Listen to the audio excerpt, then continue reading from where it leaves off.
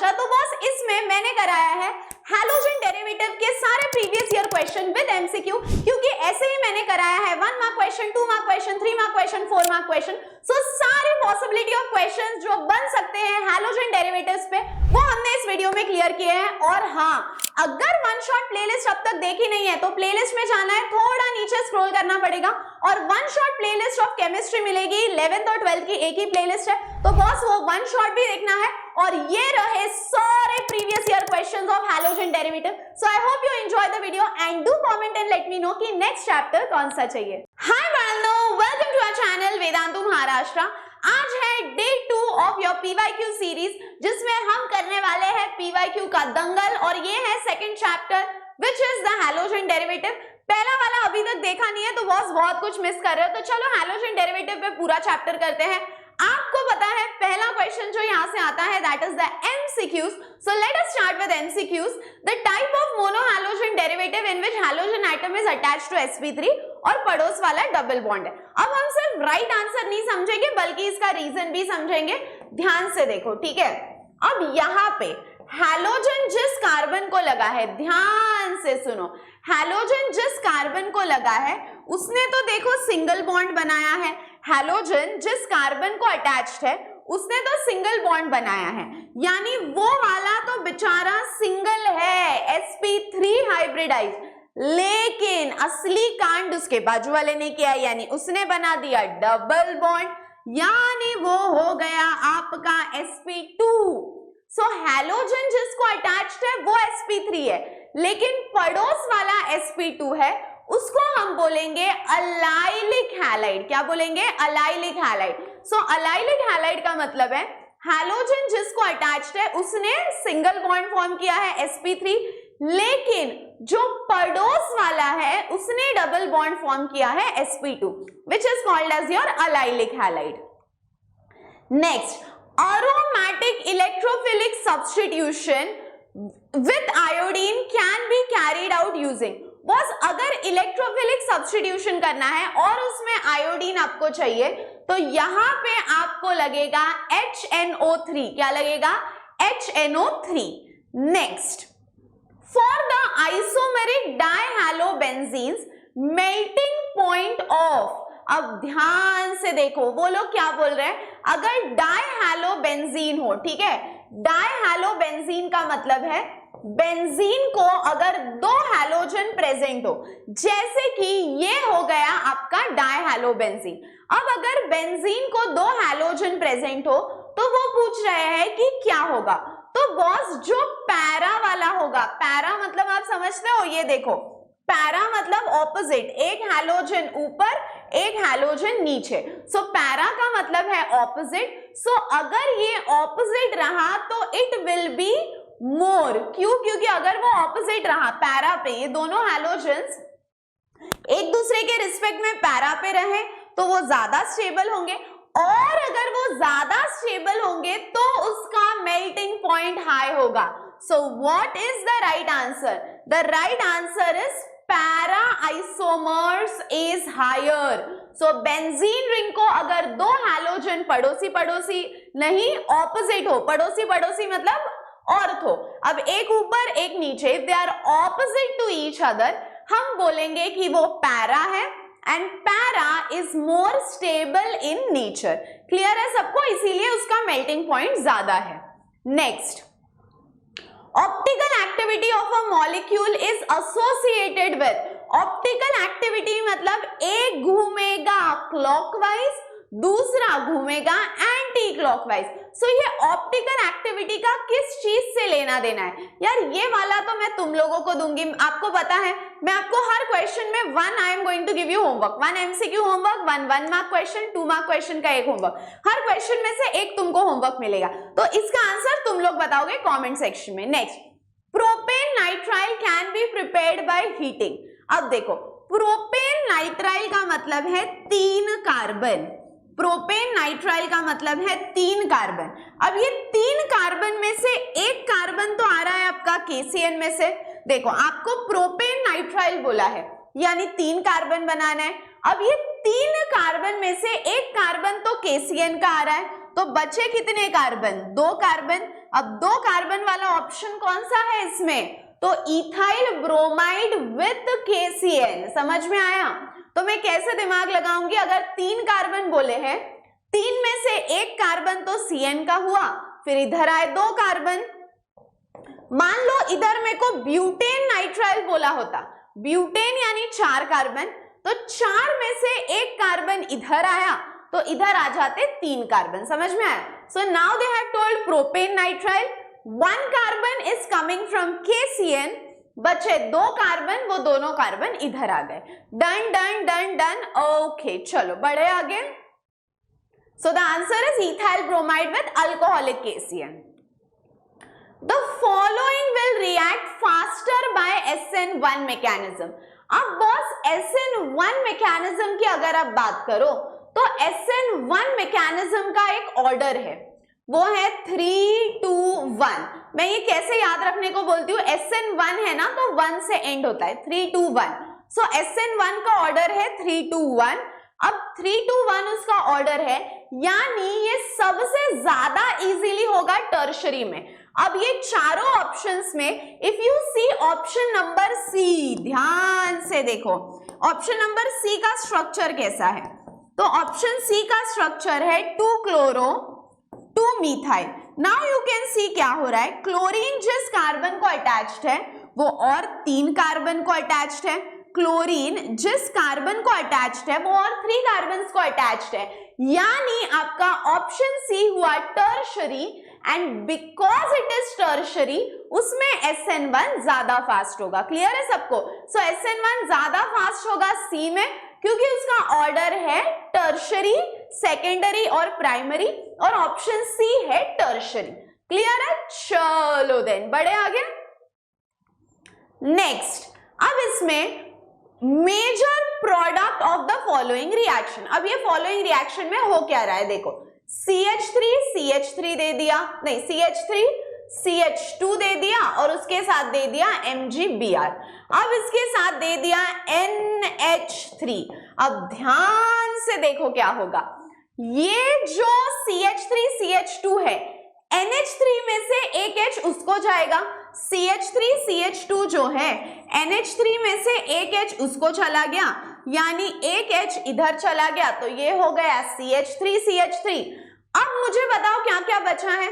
NH3 में से एक H तो चला गया, अब क्या क्या बचा? MgBr तो उसको है ही, NH3 का एक H चले गया, यानी बच गया NH2। अब क्या होगा? अब तुम बोलोगे मैम ऑप्शन में तो ये दोनों भी दिए हैं, अब क्या करेंगे? बॉस ये दोनों दिए तो है, लेकिन मेजर प्रोडक्ट है इथेन। उन्होंने ऑप्शन में वेरी स्मार्टली दोनों ऑप्शन दिए हैं, लेकिन क्वेश्चन ध्यान से पढ़ो।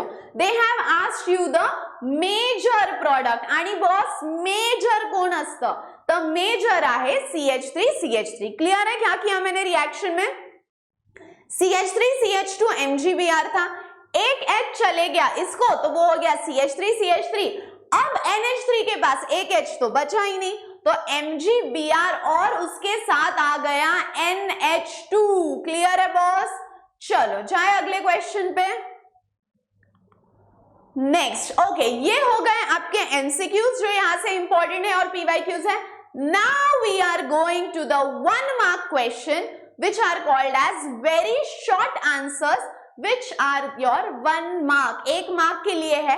अब यहाँ पे ना क्या लिखना है, कैसे लिखना है, 2 मार्क्स के लिए कितना आंसर एक्सपेक्टेड है, स्ट्रक्चर बोला है, यानी ये सब कुछ हम देखेंगे। अब वेरी शॉर्ट आंसर्स में देखो, इन्होंने इसका क्या पूछा है, right the IUPAC name of the following. अब ध्यान से सुनना, कैसे सुनना? ध्यान से। ये देखो यहाँ पे जॉइंट दिख रहा है, मतलब एक कार्बन है। अगर ऐसा होता, कैसा होता, ऐसा होता, तो इसका मतलब हम सीधा सीधा बोल देते कि मैम ब्रोमीन सीधा बेंजीन को अटैच्ड है, तो ये हुआ ब्रोमोबेंजीन। लेकिन पिक्चर में एक ट्विस्ट ये है कि यहाँ पे ना ये जॉइंट आ गया है। अब यहाँ पे ये जॉइंट आ गया है, इसका मतलब यहाँ पे एक कार्बन तो है, यहाँ पे एक कार्बन तो है, तो हम क्या करेंगे, यहाँ पे ये जॉइंट आ गया है, मतलब यहाँ पे एक कार्बन तो है, इसको हम बोलेंगे मीथेन, इसको हम बोलेंगे मीथेन। अब ये साइड, मीथेन के ये साइड लगी हुई है रिंग और ये साइड लगा है ब्रोमीन। अब रिंग को हम बोलेंगे फिनिल और Br को हम बोलेंगे ब्रोमीन। रिंग को हम बोलेंगे फिनिल और Br को हम बोलेंगे ब्रोमीन। अब B पहले आता है क्या, फिनिल का P, तो बॉस अल्फाबेटिकली देखना है, ब्रोमीन का B पहले आता है, तो मीथेन लिख लिया क्योंकि एक कार्बन है। अब हम इसके आगे लिखेंगे 1 ब्रोमो, यानी 1 को ब्रोमीन है तो इसके आगे हम लिखेंगे 1 ब्रोमो। उसके बाद 1 को ही रिंग है तो हम लिखेंगे 1 फिनिल और एक कार्बन है इसीलिए मीथेन। अब ना आयुपैक में एक और चीज है, 1 लिखो तो भी ठीक है, नहीं लिखो तो भी ठीक है, बट मैं तो लिखती हूँ सेफर साइड, ठीक है। अब एक कार्बन हुआ तो मीथेन, उसी एक कार्बन को ब्रोमीन अटैच्ड है तो 1 ब्रोमो, उसी एक कार्बन को रिंग अटैच्ड है तो 1 फिनिल, 1 ब्रोमो 1 फिनिल और उस एक कार्बन को हम बोलेंगे मीथेन, तो इसका नाम हुआ 1 ब्रोमो 1 फिनिल मीथेन। क्लियर है बॉस, क्लियर है बॉस, क्लियर है बॉस। चलो बढ़े आगे। यस, नेक्स्ट अब वो पूछ रहा है राइट द मेजर प्रोडक्ट। देखो यहां पे उन्होंने H2O2 दिया है क्या, नहीं। एंटी मार्कोनिकॉव्स रूल कब होता है, जब HBr और H2O2 दोनों होता है। यहाँ पे सिर्फ HBr है, H2O2 नहीं है, यानी यहां पे होगा मार्कोनिकॉव्स रूल। अब आप बोलोगे मैम ये मार्कोनिकॉव्स रूल क्या है, तो बॉस मार्कोनिकॉव्स रूल का मतलब है कि जो ब्रोमीन है Br, यानी जो नेगेटिव पार्ट है वो सबसे गरीब कार्बन को जाएगा। मैम अब ये गरीब कार्बन होता क्या है, तो बॉस गरीब कार्बन का मतलब है जिसके पास कम हाइड्रोजन हो। अब अगर आप इन दोनों को कंपेयर करो, आपको इन्हीं दो को कंपेयर करना पड़ेगा। अब आप बोलोगे मैम आपने इन दो को क्यों कंपेयर किया, तो उसके पीछे एक रीजन है। इन दो को कंपेयर किया मैंने क्योंकि इन दोनों को कंपेयर क्यों किया, बिकॉज डबल बॉन्ड इन्हीं दोनों में तो है, तो मेरे को इन्हीं दो को कंपेयर करना पड़ा। अब ध्यान से देखो, इस कार्बन के यहाँ कुछ नहीं लगा यानी H है, और इसके यहाँ एक लाइन ड्रॉ की हुई है यानी CH3 है। अब अगर आप इन दोनों को ध्यान से देखो तो गरीब वाला तो ये हुआ ना। अब तुम बोलोगे मैम गरीब वाला ये क्यों हुआ, क्योंकि उसके पास एक भी H नहीं है। फिर आप बोलोगे मैम ये तो 3 H है, आपको दिख नहीं रहे। अरे बाबा वो जो 3 H है वो उस कार्बन के H है, वो इस वाले कार्बन के थोड़ी H है, वो तो इस कार्बन के H है। समझ में आया? तो इन दोनों में गरीब वाला ये हुआ और ये हुआ एकदम पैसा पैसा। क्यों? क्योंकि उसके पास एक H है। समझ में आया? तो Br will go to the carbon having least number of hydrogen, यानी वो ऐसे कार्बन के पास जाएगा जिसके पास कम हाइड्रोजन है। अब आप बोलोगे मैम ऐसा क्यों आपने डिसाइड किया? अरे मैंने नहीं किया बाबा, मार्कोनिकॉव्स ने ही डिसाइड कर लिया था। ठीक है, तो इसका आंसर देखो क्या होगा। पहले तो डबल बॉन्ड टूटेगा, यहां पे CH3 ऑलरेडी था, अब यहां पे आके लगेगा Br, यहाँ पे ये H तो एक ऑलरेडी था, मैंने वो लिखा है आपको दिखाने के लिए, बट वहां पे एक ऑलरेडी H है और उसके साथ आके लग जाएगा एक और H। ये वाला H यहाँ पर चले गया और ये वाला Br यहाँ पर चले गया। क्यों? किसने बोला? मार्कोनिकॉव्स रूल कि नेगेटिव पार्ट उस कार्बन को जाएगा जिसके पास कम हाइड्रोजन है, और इन दोनों में कम हाइड्रोजन किसके पास है? तो इसके पास है। समझ में आया सबको? चलो बढ़े आगे। उसके बाद अब उन्होंने क्या बोला है? Right the correct decreasing order of boiling point, यानी सबसे ज्यादा किसका बॉइलिंग पॉइंट है और सबसे कम किसका बॉइलिंग पॉइंट है। अब बॉइलिंग पॉइंट के बारे में ना आपको एक बात बता दूं, more the halogen more the boiling point, more the halogen more the boiling point. So जिसके पास ज्यादा हैलोजन हो उसका बॉइलिंग पॉइंट ज्यादा होगा। अब यहाँ पे उन्होंने आपको क्या क्या दिया है? ब्रोमो इथेन, मतलब एक ही ब्रोमीन है। क्लोरोफॉर्म यानी 3 Cl है, डाइब्रोमो इथेन यानी 2 ब्रोमीन है, और ब्रोमोफॉर्म यानी 3 ब्रोमीन है। तो सबसे ज्यादा बॉइलिंग पॉइंट इसका होगा। अब आप बोलोगे मैम सबसे ज्यादा बॉइलिंग पॉइंट इसका क्यों है? क्योंकि बच्चों इसके पास 3 ब्रोमीन है, तो 3 ब्रोमीन है मतलब सबसे ज्यादा बॉइलिंग पॉइंट इसका हुआ। फिर उसके बाद ब्रोमोफॉर्म यानी 3 Br, फिर डाइब्रोमो वाला आएगा CH2 Br2, वेरी गुड। अब उसके बाद कौन कौन बचा है? ये हो गया, ये हो गया, अब डाइब्रोमो हो गया, हाँ डाइब्रोमो हो गया, ब्रोमोफॉर्म हो गया। अब 2 बचे हैं, कौन से? ब्रोमो इथेन और क्लोरोफॉर्म। अब क्लोरोफॉर्म मतलब CHCl3 ये पहले आएगा, और ब्रोमो इथेन मतलब उसके पास एक ही है तो ये एंड में आएगा।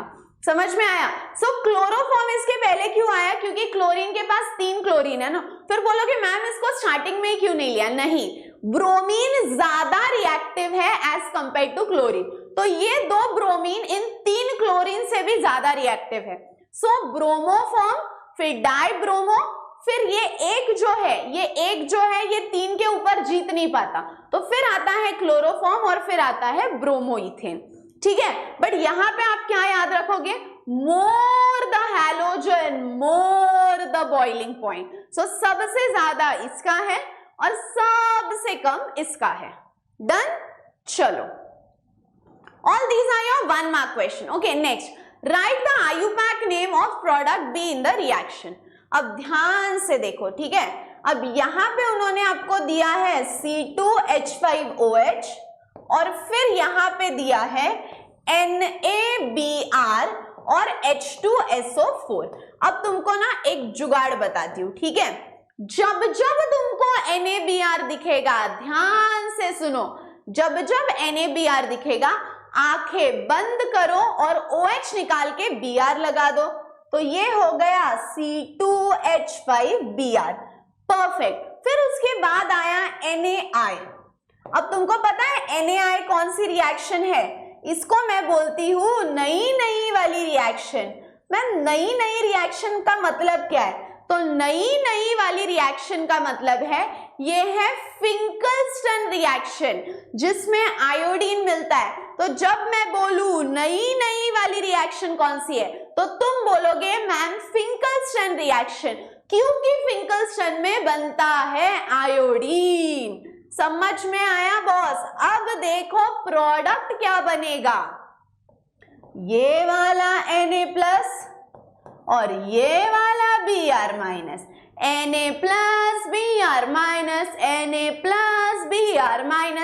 NaBr, इनका हो जाएगा कांट कंट्रोल। अब बाहर कौन निकलेगा? रे, तो NaBr निकल गया बाहर। अब Na ने जैसे ही Br को देखा कुछ होता है, NaBr बाहर निकल गया और Br के जगह आकर लग गया आयोडीन। Br के जगह आकर लग गया आयोडीन, तो यहां पे बना C2H5I।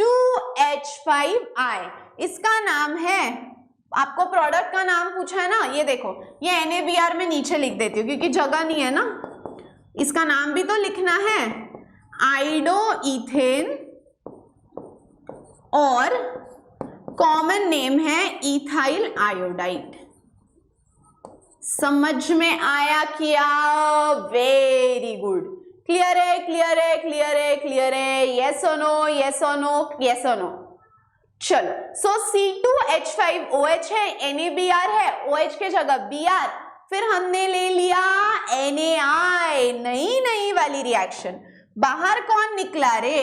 इधर का Br, इधर का Na, इधर का Br, इधर का Na, बाहर निकल गया NaBr और Br के जगह आकर लग गया आयोडीन। जमिया बॉस, जमिया बॉस, जमिया बॉस। चलो next, nucleophilic substitution reaction of 2,4 dinitrochlorobenzene is faster than paranitrochlorobenzene. रुको जरा, स्ट्रक्चर निकालते हैं। क्लोरोबेंजीन ऐसे बिना स्ट्रक्चर के समझ में ही नहीं आता। देखो, क्लोरोबेंजीन, बट कैसा है 2,4 डाइनाइट्रो, यानी 2 को नाइट्रो है, 4 को भी नाइट्रो है, 2,4 डाइनाइट्रो क्लोरोबेंजीन, और यहां पे आ गया पैरानाइट्रो क्लोरोबेंजीन।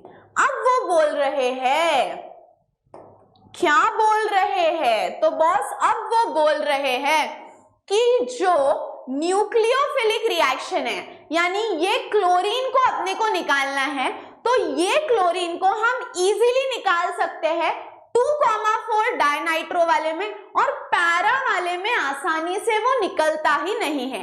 ऐसा क्यों? गिव रीजन, ये क्वेश्चन है। क्वेश्चन समझ में आया? ये वाले में जहां पे 2 नाइट्रो है, क्लोरीन को निकालना इजी है, सब्स्टिट्यूशन करना इजी है, लेकिन इस वाले में सब्स्टिट्यूशन करना बहुत ही डिफिकल्ट है। आहो असं का? सांगा बरं, हाच प्रश्न आहे। वाचा एकदा क्वेश्चन काय? Nucleophilic substitution reaction of 2,4 dinitrochlorobenzene is faster than paranitrochlorobenzene. इकडे इजी आहे, इकडे फास्ट होता as compare to this. What is the reason? अब बॉस रीजन समझ लो। जो NO2 ग्रुप है वो एकदम कंजूस ग्रुप है, एकदम कंजूस यानी इलेक्ट्रॉन विड्रॉइंग। NO2 हमारे केमिस्ट्री का पोपटलाल है। वो क्या करता है? कोई कुछ भी फ्री में देगा तो वो ले लेगा। इसका मतलब क्या है? NO2 is a electron withdrawing group, यानी वो बहुत कंजूस है, इतका कंजूस, इतका कंजूस, इतका कंजूस की तो कोणाचं ऐकतच नाही। सो NO2 कंजूस ग्रुप है, म्हणजे तो इलेक्ट्रॉन विड्रॉइंग ग्रुप है। अब जिसके पास ज्यादा इलेक्ट्रॉन विड्रॉइंग ग्रुप हो उसका क्लोरीन निकालना आसान है as compare to the other. अब अगर आप इन दोनों में कंपेयर करो तो यहां पे 2 NO2 है, और उस 2 NO2 होने के कारण, 2 NO2 होने के कारण क्या हुआ?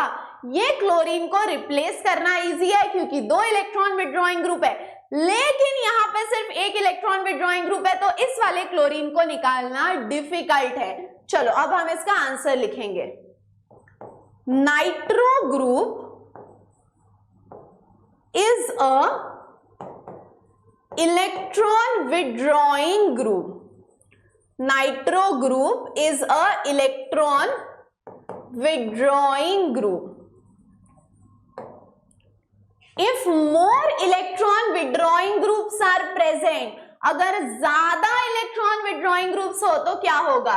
If more electron withdrawing groups are present,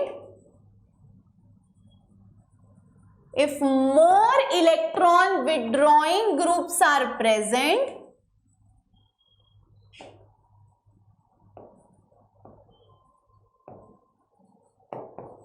the substitution of chlorine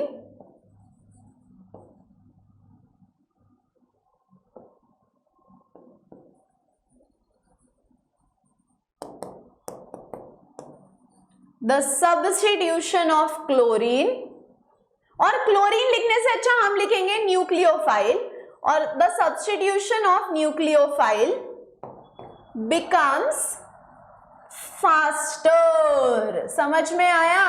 सो जितने ज्यादा न्यूक्लियोफाइल उतना सब्स्टिट्यूशन इजी होगा। सो NO2 is an electron withdrawing group. If more electron withdrawing groups are present, the substitution of nucleophile becomes faster. 1 mark के लिए तो इतना ही expected है। अब उसके नीचे हम क्या लिख देंगे? Hence, इसीलिए hence क्या हो रहा है? 2,4 डाइनाइट्रोक्लोरोबेंजीन, 2,4 डाइनाइट्रोक्लोरोबेंजीन रिएक्ट्स फास्टर। समझ में आया क्या boss? What is the reason? So the reason is क्योंकि उसके पास 2 इलेक्ट्रॉन विड्रॉइंग ग्रुप है तो वो जल्दी से रिएक्ट करता है। ये बेचारा गरीब है, एक ही इलेक्ट्रॉन विड्रॉइंग ग्रुप है, तो ये स्लोली रिएक्ट करता है। Done boss? चलो next, name the reagent used to convert alkyl halide to ester. ये सारे 1 मार्क है। अब अल्काइल हैलाइड यानी CH3Cl, अब इसका कन्वर्जन अगर ईस्टर में करना है, बॉस तुमको ईस्टर समझ में आता है, CH3 COO CH3, इसको हम बोलते हैं ईस्टर। तो सवाल ये है कि आपको इधर क्या लगेगा, आपको इधर क्या लगेगा, समझ में आया क्या? सो सिंपल है, CH3Cl है और इधर ईस्टर है, तो यहां पे क्या लगेगा? तो Ag को हम बोलते हैं सिल्वर, Ag को हम बोलते हैं सिल्वर, CH3 को हम बोलते हैं एसिड, Ag को हम बोलते हैं सिल्वर, CH3 को हम बोलते हैं एसिड और COO को हम बोलेंगे 8। तो इसका नाम क्या हुआ? तो इसका नाम हुआ सिल्वर एसीटेट। क्या नाम हुआ इसका? Silver acetate. तो अब रिएक्शन कैसी होगी बताओ बताओ, आहो बोला ना, हा वाला Ag प्लस हा वाला Cl माइनस बाहर जाऊन देणार AgCl। अब क्या होगा? AgCl तो चला गया, क्या क्या बचा? CH3 COO CH3 Easter. तो अगर अल्काइल हैलाइड को ईस्टर में कन्वर्ट करना है तो आपको क्या लगेगा? Reagent is silver acetate. Silver यानी Ag, CH3 यानी एसिड, COO यानी 8। तो हम क्या बोलेंगे? Reagent used to convert, reagent used to convert alkyl halide to ester is silver acetate. अब मैंने तो सीधा सिल्वर एसीटेट लिया, बट आप इधर आर यानी अल्काइल ग्रुप भी लिख सकते हो, कोई फर्क नहीं पड़ेगा। डन, चलो ये भी 1 मार्क है। नेक्स्ट क्वेश्चन, अब यहां से शुरू करेंगे हम 2 मार्क्स क्वेश्चन। सारे 1 मार्क के स्क्रीनशॉट ले लो जल्दी। 6th, फिर ये 5th, फिर उसके बाद ये वाला हुआ 4th, 3rd, 2nd, 1st। चलो बढ़े आगे। Okay, now the next question is, ये तो सारे हो गए हमारे 1 mark. Now we are moving on to the 2 marks question. Okay, अब ये जो 2 मार्क्स क्वेश्चन है बॉस, यहाँ पे ध्यान से देखो क्या दिया गया है। इन 2 मार्क्स क्वेश्चन में explain aryl halides are less reactive than alkyl halides towards nucleophilic substitution reaction. अब अराइल हैलाइड का मतलब क्या है? तो बॉस अराइल हैलाइड का मतलब है ये रही आपकी रिंग, ये रही आपकी रिंग, और अराइल हैलाइड का मतलब है रिंग को लगा है हैलोजन, और अल्काइल हैलाइड का मतलब है कि कार्बन को लगा है हैलोजन। अब वो बोल रहे हैं कि ये जो अराइल हैलाइड है यानी हैलोजन जब रिंग को लगता है तो वो कम रिएक्ट करता है, it is less reactive. But अगर वो हैलोजन कार्बन को लगा तो it will react very fast. Now what is the reason behind that? तो बस अराइल हैलाइड में होता क्या है, ये जो हैलोजन है ये पॉजिटिव रेजोनेंस दिखाता है, यानी ये रिंग को इलेक्ट्रॉन डोनेट करता है, और उसके वजह से इधर आ जाता है पार्शियल डबल बॉन्ड। अब पार्शियल डबल बॉन्ड आ गया तो रिएक्ट करना और डिफिकल्ट हो जाएगा, क्योंकि डबल बॉन्ड शॉर्ट भी होता है और स्ट्रॉन्ग भी होता है। सो यहाँ पे अराइल हैलाइड में halogen will donate electron to the ring, due to which यहाँ पे आ जाएगा partial double bond, and because of the partial double bond character क्या होगा?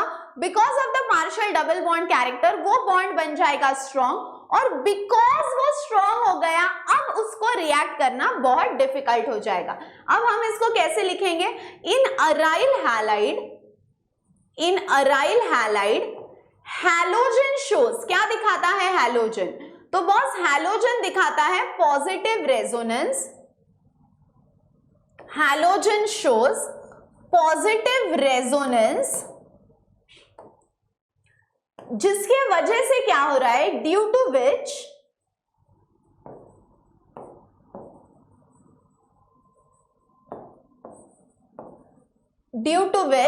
partial double bond character is observed, due to which partial double bond character is observed.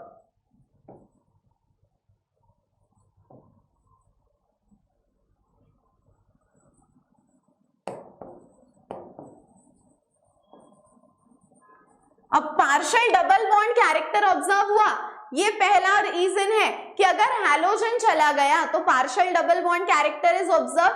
अब उस partial double bond character की वजह से रिएक्ट करना और difficult हो जाता है, ठीक है।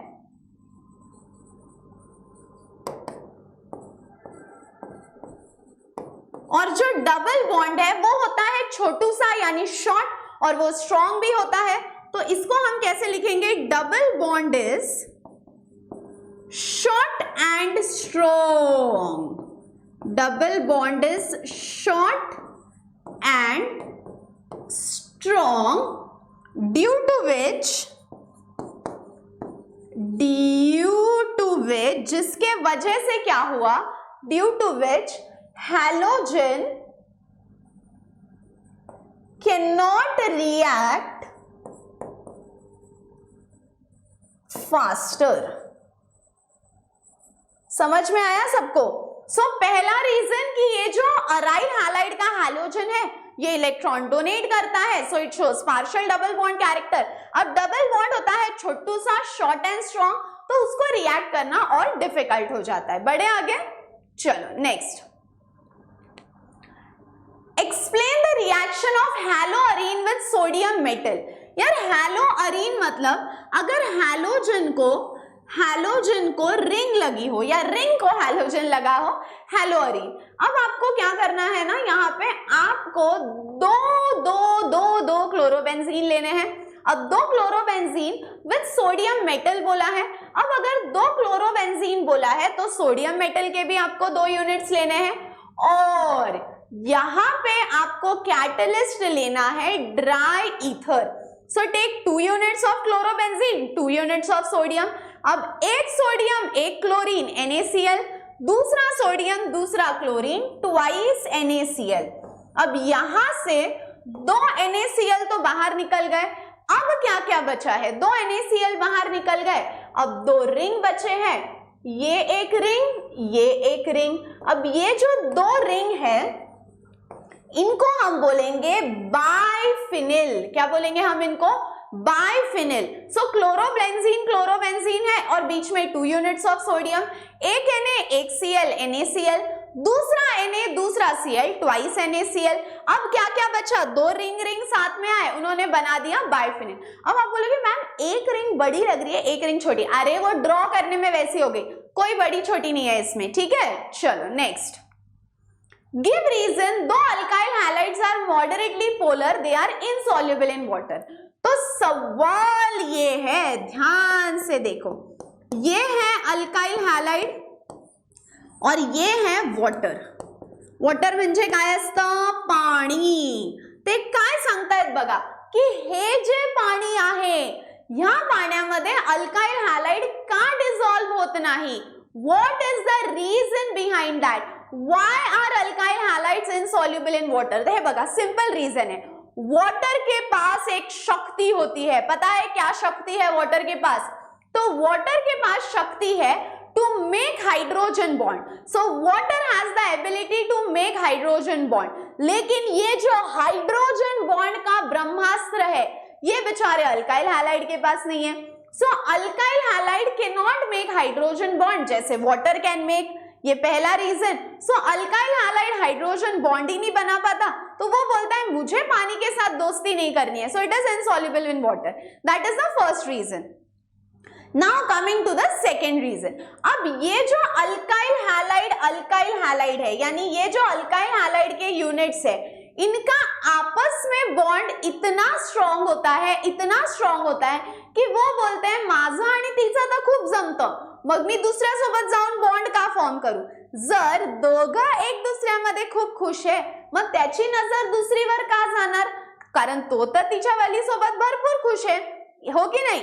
वैसे ही अल्काइल हैलाइड का आपस में बॉन्ड इतना स्ट्रांग है कि वो बोलता है मुझे तो जरूरत ही नहीं है वाटर के साथ जाके बॉन्ड फॉर्म करने की, so it will not dissolve in water.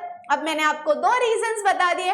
पहला रीजन है वाटर में हाइड्रोजन बॉन्डिंग होती है, अल्काइल हैलाइड हाइड्रोजन बॉन्डिंग नहीं बना पाता, that is the first reason.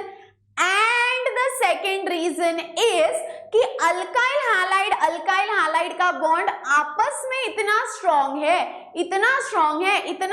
है कि हो क्या रहा है कि वो बोलता है मेरे को वाटर की जरूरत नहीं है, मैं नहीं डिसॉल्व होने वाला वाटर में, that is the second reason. चलो अब हम इसको केमिस्ट्री के टर्म्स में कैसे लिखेंगे, देखो वाटर हैज द एबिलिटी, कौन सी एबिलिटी है वाटर के पास, तो water has the ability to form, water has the ability to form hydrogen bonding। ठीक है मैम, यहां तक तो हम समझ गए, लेकिन होता क्या है, बट अल्काइल हैलाइड्स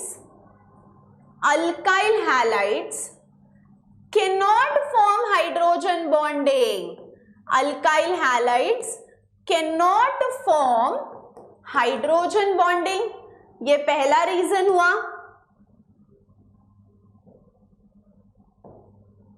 ठीक है, सो फर्स्ट रीजन, वाटर के पास एक शक्ति है, एक सुपर पावर है कि it can form hydrogen bonding, but alkyl halide जो है, alkyl halide can not form hydrogen bonding, alkyl halide can not form hydrogen bonding, ये हुआ पहला reason.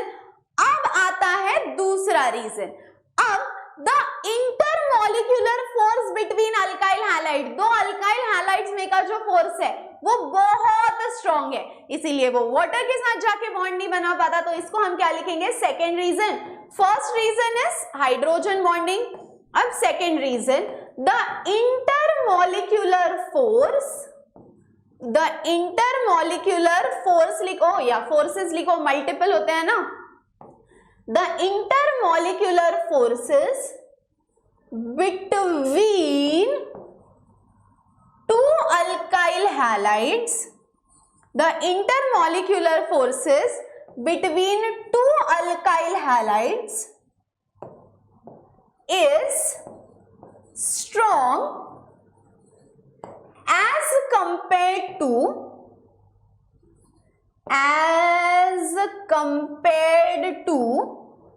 alkyl halide and water,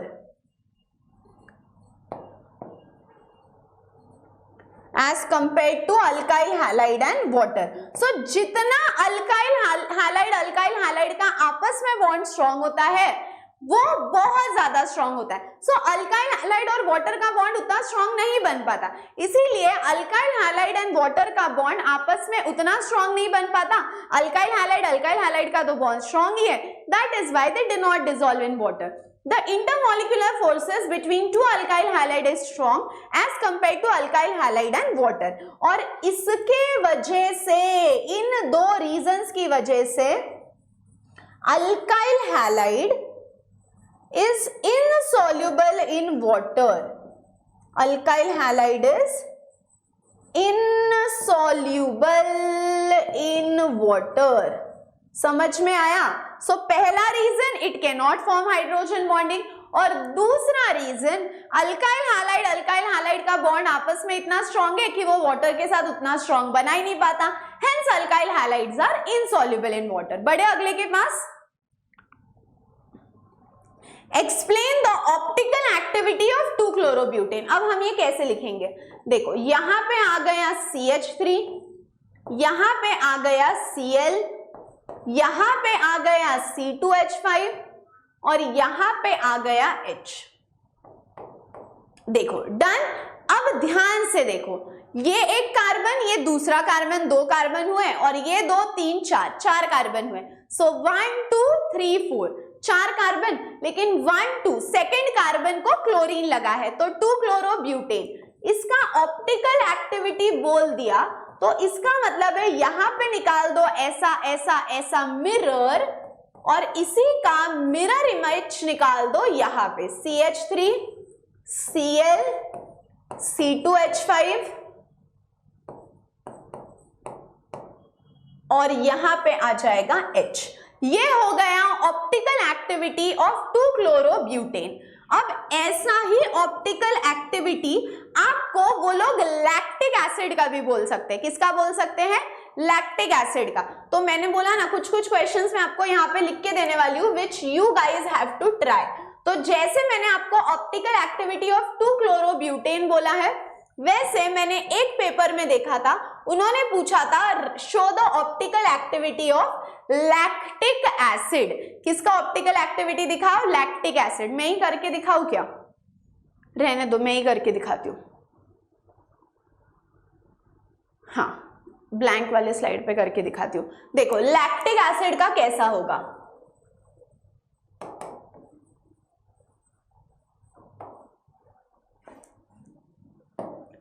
ये रहा C, यहां पे ले लो CH3, यहां पे ले लो OH, यहां पे ले लो H और यहां पे ले लो COOH, या इसको ऐसे लिख दो COOH। अब ये इसका मिरर इमेज कैसे आएगा? तो यहां पे ऐसे बना दो एस्टेरिस्क, क्योंकि कायरल कार्बन है ना, यानी 4 अलग ग्रुप्स अटैच्ड है। अब इसका मिरर इमेज हम कैसे लिखेंगे? ऐसे ऐसे ऐसे ऐसे ऐसे ऐसे, फिर ये, फिर ये, फिर ये रहा उसका मिरर। समझा? सो ये रहा optical activity of 2-chlorobutain, optical activity of lactic acid. मैंने दोनों क्वेश्चन पेपर्स में देखे तो मैंने दोनों बता दिए, ठीक है। Next, distinguish between SN1 and SN2 mechanism. यार ये तो एकदम ऐसा $100 मिलियन वाला क्वेश्चन है। कोई भी पेपर उठा लो, ये वाला क्वेश्चन तो दिखेगा ही दिखेगा, ठीक है। Difference between SN1 and SN2। लेकिन मैं तो तुम लोगों को डिफरेंस लिख कर दूंगी, बट मैं ना 1 वर्ड या 2 वर्ड्स में लिख के दूंगी, तुम उसको पॉइंट में कन्वर्ट करोगे। मैम अब हम इसको पॉइंट में कैसे कन्वर्ट करेंगे? जैसे देखो SN1 है, तो SN1 है तो वो रहता है 2 स्टेप, यानी ऑपोजिट।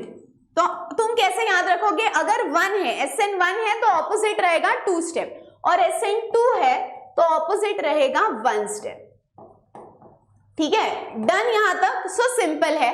अब मैंने 1 वर्ड में लिखा है, लेकिन तुम ऐसे लिखोगे क्या? नहीं, you will write it in the statement form. SN1 mechanism is a 2-step mechanism. SN1 mechanism is a 2-step mechanism. SN2 is a 1-step mechanism. ऐसे तुम उसको पूरा स्टेटमेंट फॉर्म में लिखोगे। उसके बाद SN1 में 2 प्रोडक्ट्स फॉर्म होते हैं। कौन से 2 प्रोडक्ट्स? 50% इन्वर्जन और दूसरा होता है 50% रिटेंशन। समझ में आया क्या बॉस? तो अब तुम भी ऐसे लिखोगे क्या? नहीं नहीं नहीं नहीं, तुम क्या लिखोगे? 2 products are form 50% inversion 50% retention, और SN2 में तुम लिखोगे 100% इन्वर्जन इज फॉर्म्ड। क्या लिखोगे? 100% इन्वर्जन इज फॉर्म्ड। डन, ये हो गया सेकेंड स्टेप। अब हम सेकेंड पॉइंट, अब हम आते हैं थर्ड पॉइंट के पास। ध्यान से सुनो, ये इसको मैं कैसे याद रखती हूँ। देखो, ऑर्डर ऑफ मैकेनिज्म क्या होता है? तो SN1 है ना, तो बॉस ये 1 से एंड होगा, तो इसको हम लिखेंगे 3 डिग्री 2 डिग्री 1 डिग्री। तो SN1 है ना, तो 1 से एंड होगा, 3 डिग्री 2 डिग्री 1 डिग्री, और SN2 जो है वो इसका उल्टा होगा, तो ये हो जाएगा 1 डिग्री 2 डिग्री 3 डिग्री।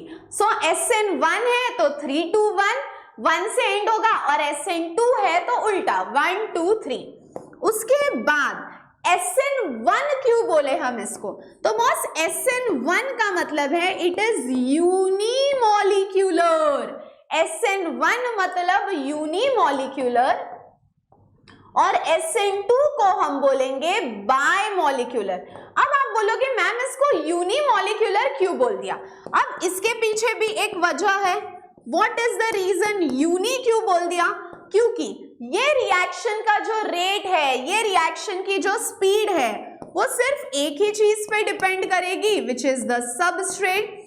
और यहां पे जो रिएक्शन का रेट है, इसको बायमॉलिक्यूलर क्यों बोल दिया? क्योंकि यहां पे जो रिएक्शन का रेट है वो दो चीजों पे डिपेंड करेगा। एक को हम बोलेंगे सबस्ट्रेट और दूसरे को हम बोलेंगे रिएजेंट। समझ में आया सबको? सो सिंपल है। SN1 को यूनिमॉलिक्यूलर क्यों बोल दिया? क्योंकि रेट डिपेंडेंट है सबस्ट्रेट पे, और SN2 में रेट डिपेंडेंट है सबस्ट्रेट और रिएजेंट पे। उसके बाद ये वाला जो है, ये किसके प्रेजेंस में होगा? तो बॉस ये होता है इन the presence of polar protic solvent. कोणाच्या प्रेझेन्स मध्ये होतं? Polar protic solvent. आणि हे कोणाच्या प्रेझेन्स मध्ये होतं? तर बॉस हे होत असतं पोलर अप्रोटिक सॉल्व्हेंटच्या प्रेझेन्स मध्ये। क्लियर आहे सगळ्यांना? सो हे सगळं तुम्हाला लिहायचंय, but write it in the terms of point. जैसे it is a two step mechanism, it is a one step mechanism. Two products are formed 50% inversion, 50% retention. One product is formed 100% inversion. Order is 3 degree, 2 degree, 1 degree. Order is 1 degree, 2 degree, 3 degree. It is a unimolecular reaction. It is a bimolecular reaction. Rate is dependent only on substrate. Rate is dependent on the substrate and reagent. ये होता है polar protic solvent के presence में, ये होता है polar aprotic solvent के presence में। बढ़े आगे।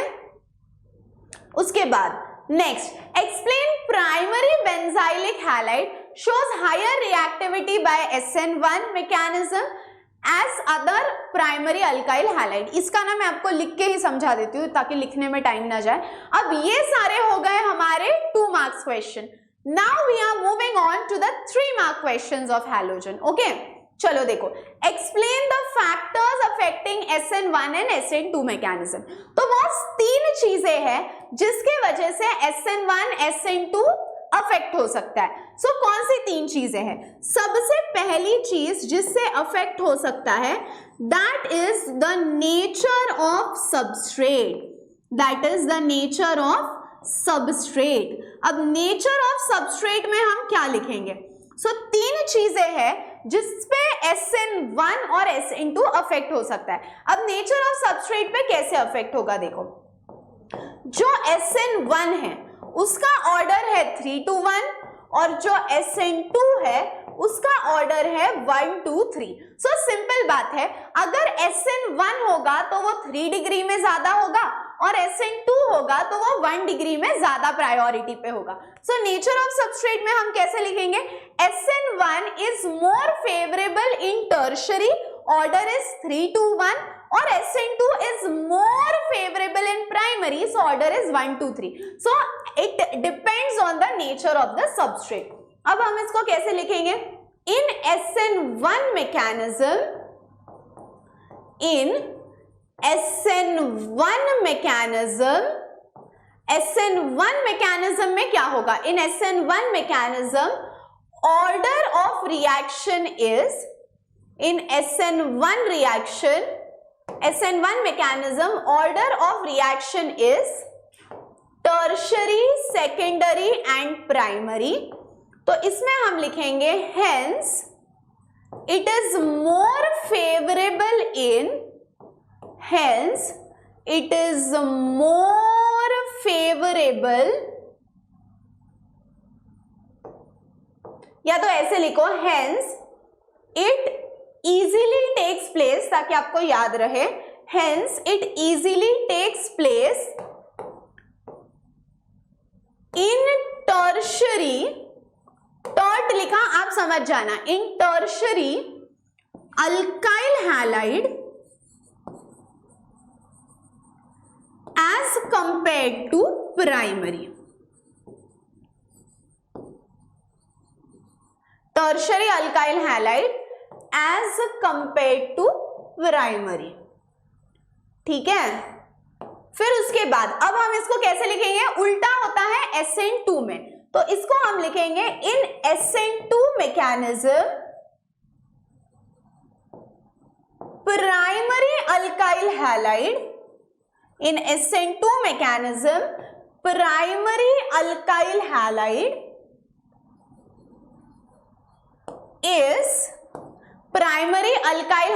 is more favored as the order is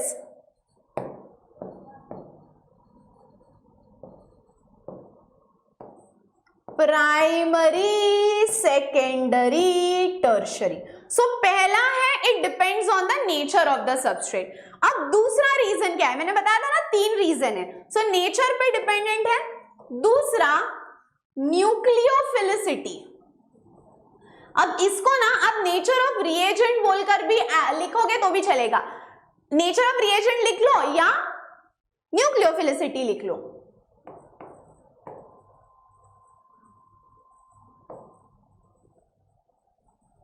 अब न्यूक्लियोफिलिसिटी पे कैसे डिपेंड करता है, तो बॉस ध्यान से सुनो.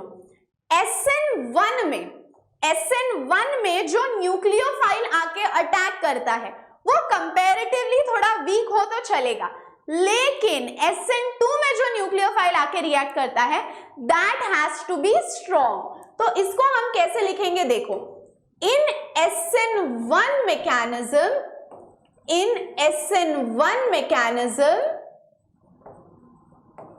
a weak nucleophile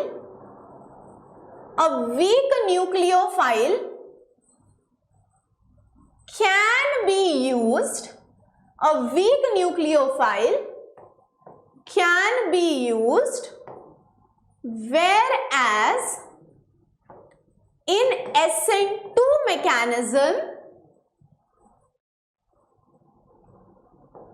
a strong nucleophile is used.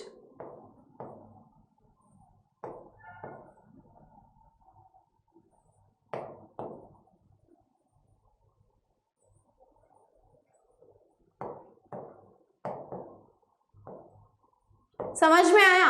So nucleophilicity पे कैसे डिपेंड करता है. SN1 में वीक न्यूक्लियोफाइल भी चलेगा, बट SN2 में स्ट्रॉन्ग न्यूक्लियोफाइल ही चाहिए.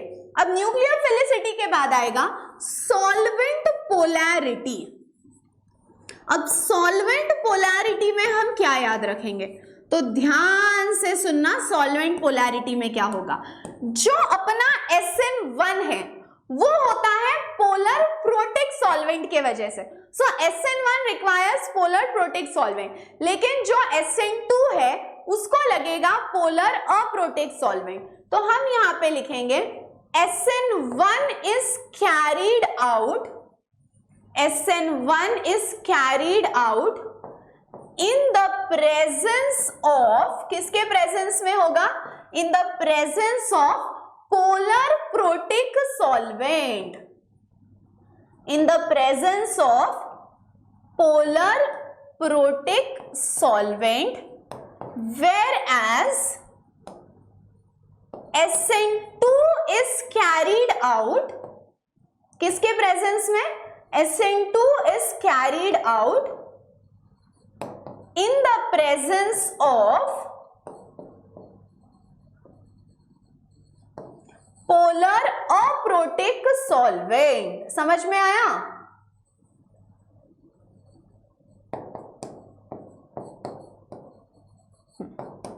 सो SN1 होगा पोलर प्रोटिक के प्रेजेंस में, SN2 होगा पोलर अप्रोटिक के प्रेजेंस में. क्लियर है? So there are 3 reasons. पहला नेचर ऑफ सबस्ट्रेट, दूसरा न्यूक्लियोफिलिसिटी और तीसरा सॉल्वेंट पोलैरिटी. क्लियर है सबको इधर तक? यस और नो?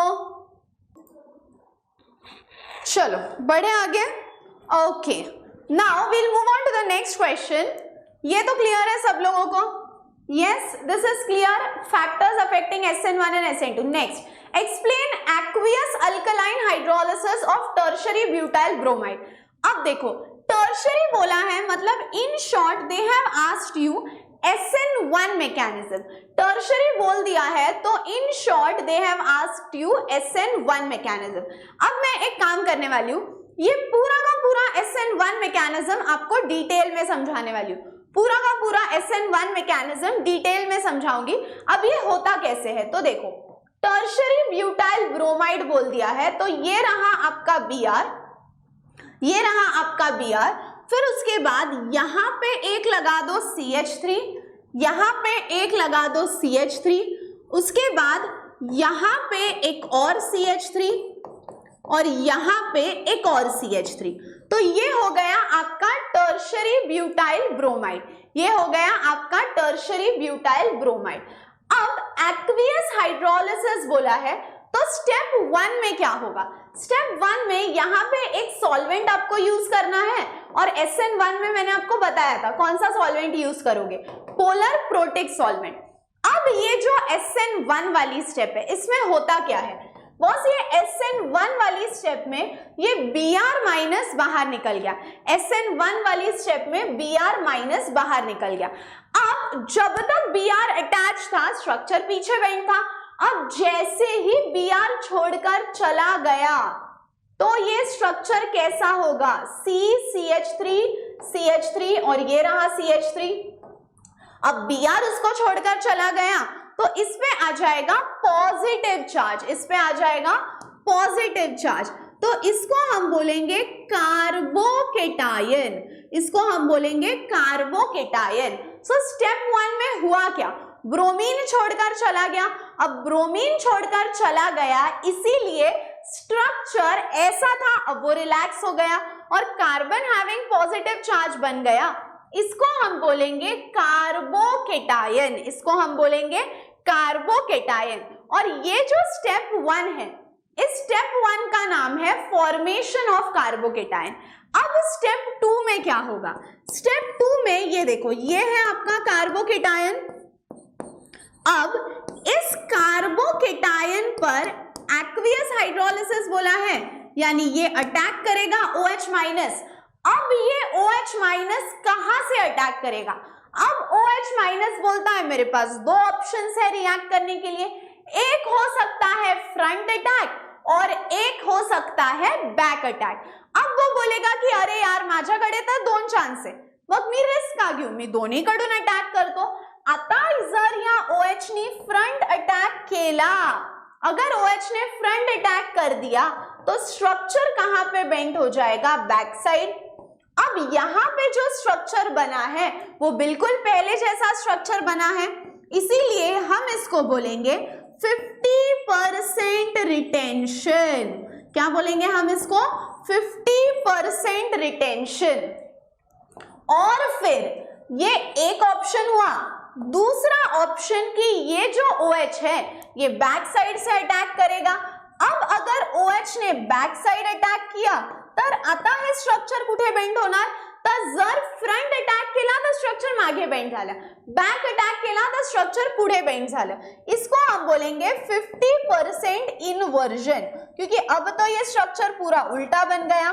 सो सिंपल है यहाँ तक। सो स्टेप 1 में हुआ क्या, सो स्टेप 1 में ब्रोमीन छोड़कर चला गया, ब्रेकअप की स्टेप, कार्बोकेटायन बन गया।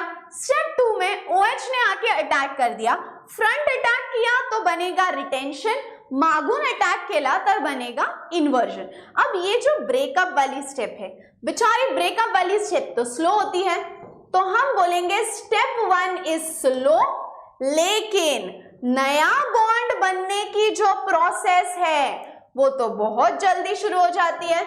तो स्टेप 2 हो गई fast. So step 1 is slow, step 2 is fast, step 1 is slow, step 2 is fast. Clear है सबको इधर तक, येस और नो, येस और नो, येस और no.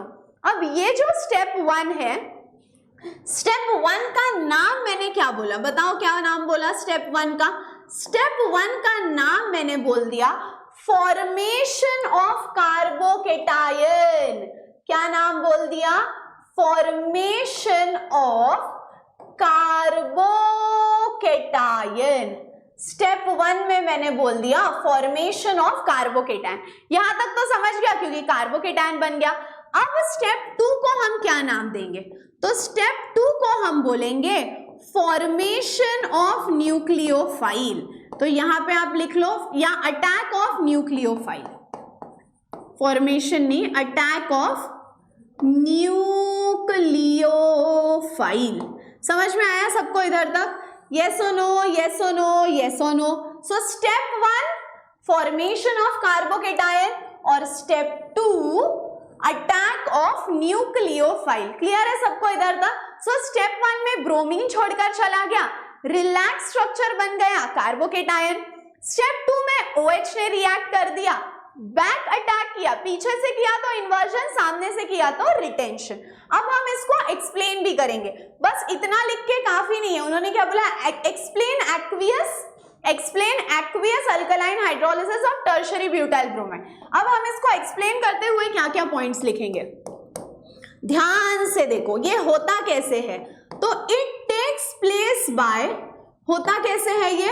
It takes place bye कौन सा मैकेनिज्म? ये होता कैसे है? It takes place by SN1 mechanism. कैसे होता है? SN1 मैकेनिज्म नहीं ते होता, पण होता काय? स्टेप 1 मध्ये, स्टेप 1 मध्ये in step 1 tertiary carbocation is formed. Tertiary carbocation is formed and ये प्रोसेस कैसी है? बिल्कुल स्लो है and it is a slow process and it is a slow process. So tertiary carbocation बन गया और it is a slow process. अब step 2 में क्या होगा? In step 2 attack of nucleophile takes place. In step 2 attack of nucleophile takes place, due to which क्या होता है? ड्यू टू विच दो प्रोडक्ट बन गए। Attack of nucleophile takes place, due to which, जिसके वजह से क्या हुआ? ड्यू टू विच दो प्रोडक्ट बन गए, due to which two products are formed, due to which two products are formed, 50% inversion और दूसरा है and 50% retention। दो प्रोडक्ट बन गए, very good. Second step slow step है या फास्ट स्टेप है?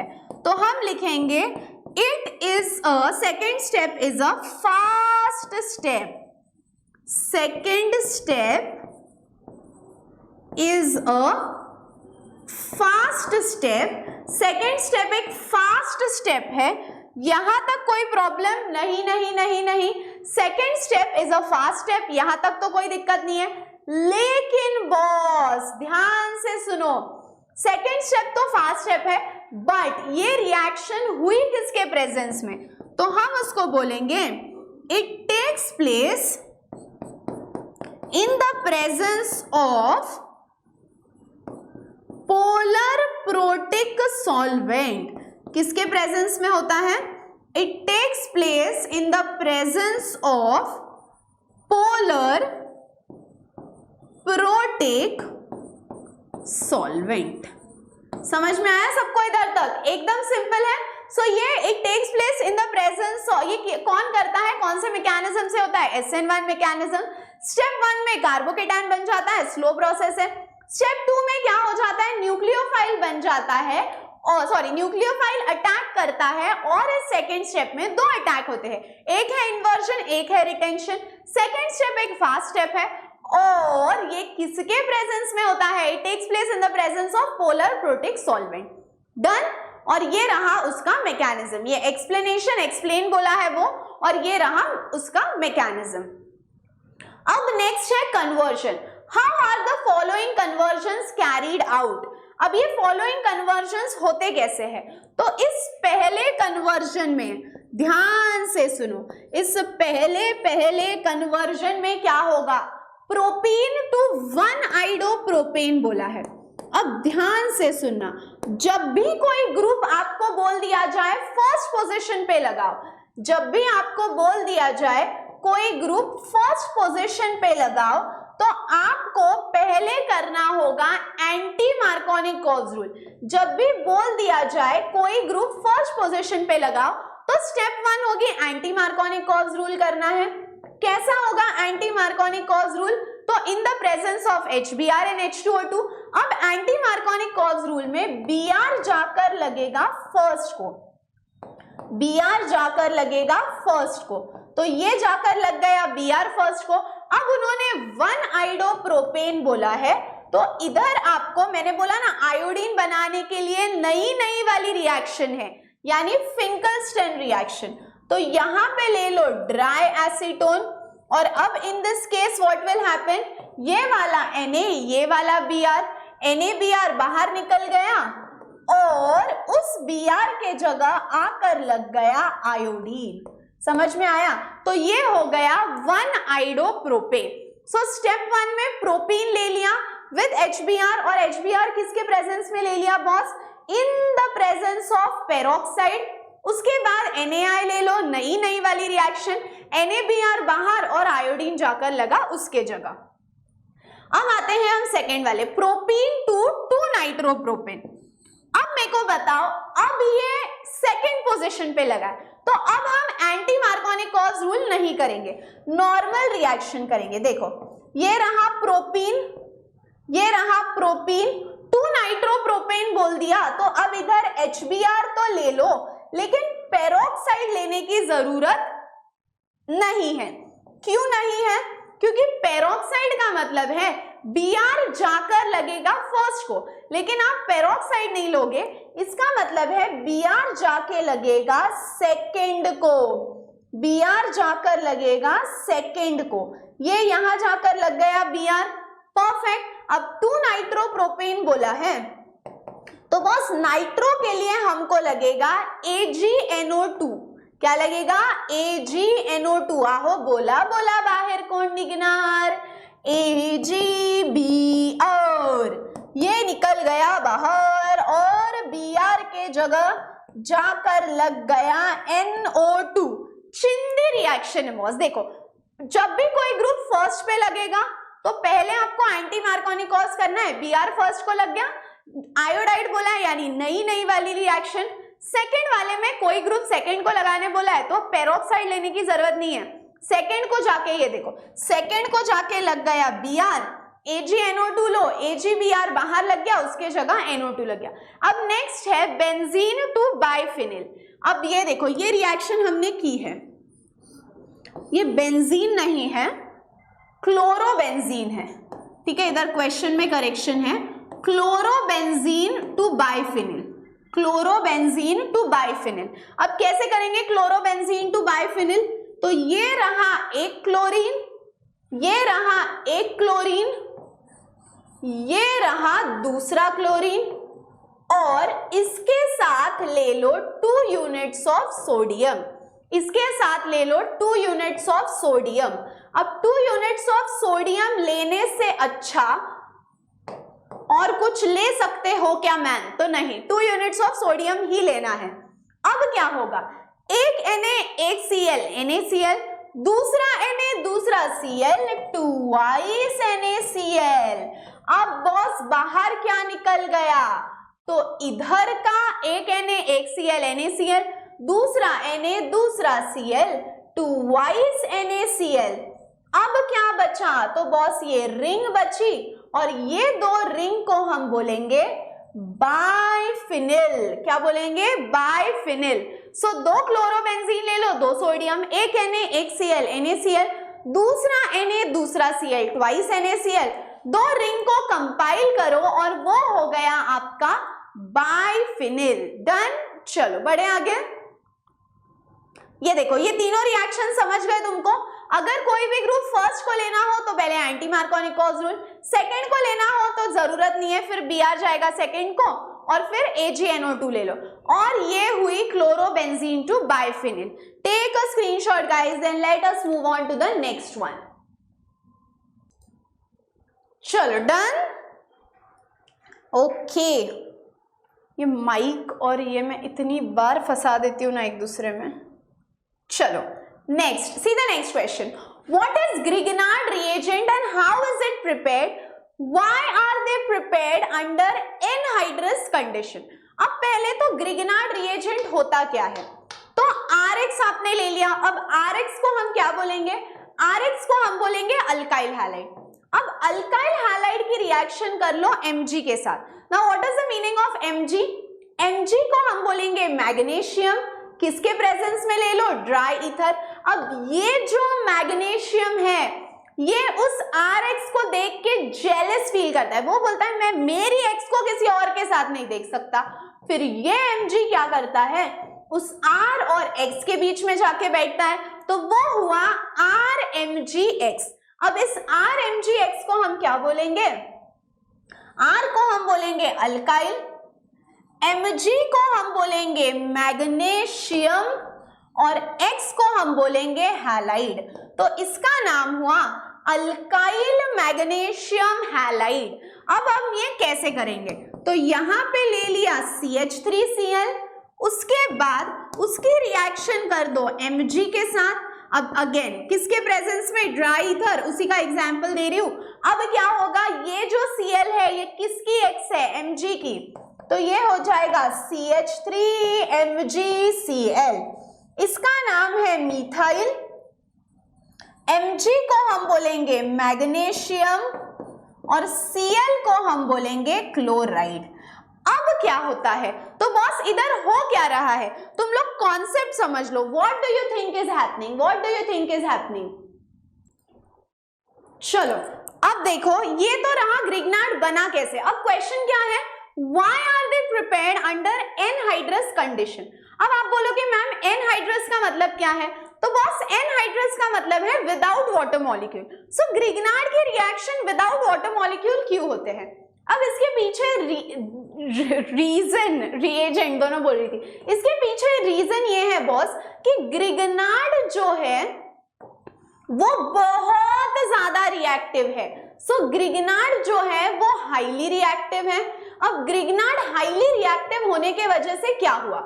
Because Grignard is highly reactive, इतना रिएक्टिव है, इतना रिएक्टिव है, इतना रिएक्टिव है, Grignard is highly reactive, hence when it reacts with water, अगर वाटर प्रेजेंट हो, ठीक है, hence if it reacts with water, it reacts with water and forms alkane. Water के साथ रिएक्ट कर देता है और क्या बनाता है? वाटर के साथ रिएक्ट करके वो बना देता है अल्केन। तो अब अगर उसने अल्केन बना दिया तो आपको जो प्रोडक्ट चाहिए वो तो मिल ही नहीं पाएगा। इसीलिए ग्रिग्नार्ड के रिएक्शंस हमेशा एनहाइड्रस कंडीशन में होते हैं। सो ग्रिग्नार्ड जो है हाईली रिएक्टिव है, hence if it reacts with water it forms alkanes and desired product, यानी जो आपको प्रोडक्ट चाहिए, desired product will not be formed, desired product will not be formed। समझ में आया क्या? इसीलिए ग्रिग्नार्ड के रिएक्शंस विदाउट वाटर मॉलिक्यूल होते हैं, इन एनहाइड्रस कंडीशंस होते हैं। सो ये रहा ग्रिग्नार्ड बना कैसे, और ग्रिग्नार्ड के रिएक्शन विदाउट वाटर मॉलिक्यूल को क्यों होते हैं? क्योंकि Grignard is highly reactive, hence if it reacts with water it will form alkane और डिजायर्ड प्रोडक्ट नहीं मिलेगा। Next, write the chemical equation indicating the following action on bromobenzene। अब देखो ये रहा आपका ब्रोमोबेंजीन, ठीक है, ये रहा ब्रोमोबेंजीन। पहला bromobenzene with CH3C double bond O Cl बोल दिया। अब जब CH3C double bond O Cl bromobenzene के साथ रिएक्ट करेगा तो क्या बनेगा?